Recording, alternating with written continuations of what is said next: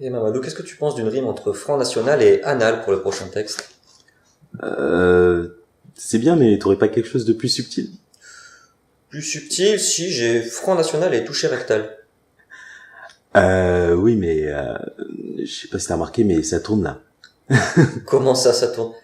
Ah merde, en effet, je vois le petit voyant rouge clignoter. Bonjour gens de l'internet et bienvenue pour ce premier épisode de Je me sens sonné, l'émission poétiquement incorrecte. Alors comme vous l'aurez compris grâce au magnifique jeu de mots dans le titre, l'idée de cette nouvelle série de vidéos c'est de faire un sonnet sur un sujet d'actualité. Alors qu'est-ce qu'un sonnet me direz-vous pour ceux pour qui les cours de français sont un peu loin? C'est tout simplement un poème composé de 2 quatrains, des strophes de 4 vers, et de 2 tercets, des strophes de 3 vers. Alors pourquoi faire cette nouvelle série de vidéos, me demanderez-vous? Eh bien la réponse est simple. Quand j'ai créé cette chaîne avec mon ami Mamadou, on avait envie de faire deux choses. La première, avec l'émission L'actu qui rime avec, c'est de faire des rétrospectives sur des sujets d'actualité qui peuvent dater de plusieurs jours ou plusieurs semaines, ce qui nous laisse le temps de nous documenter, de nous renseigner et de faire des analyses détaillées. Et la deuxième chose, avec Je me sens sonné, c'est de faire des vidéos plus courtes, plus légères, où je peux laisser la poésie s'emparer de moi pour vous parler de cette magie des choses, cette beauté du monde, cette intelligence humaine rare que l'on ne peut trouver que dans certains sujets d'actualité. À tout de suite.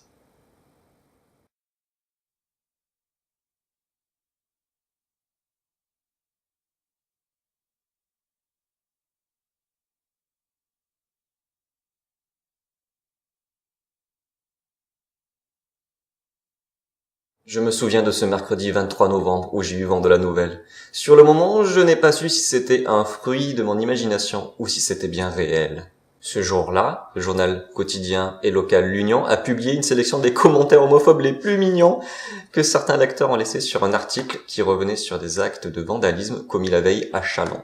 En effet, les lecteurs ont pris la défense de certains habitants qui ont eu le courage de vandaliser, de nuit, des affiches de prévention contre le sida, qui osaient montrer en pleine rue des couples homosexuels s'embrasser ou se tenir dans les bras.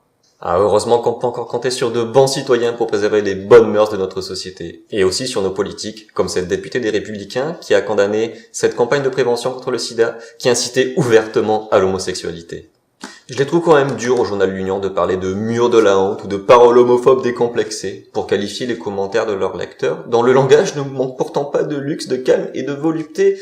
Elles sont très bien ces affiches de prévention, ça montre que l'homosexualité est un truc de pédé, de la pub pour la pédérastie, pourquoi pas pour la pédophilie. Mais sérieux.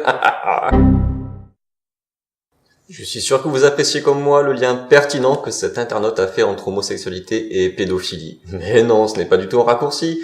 Après tout, c'est comme si je disais, ils sont très bien ces actes de vandalisme, ça prouve que l'homophobie est vraiment un truc de nazi.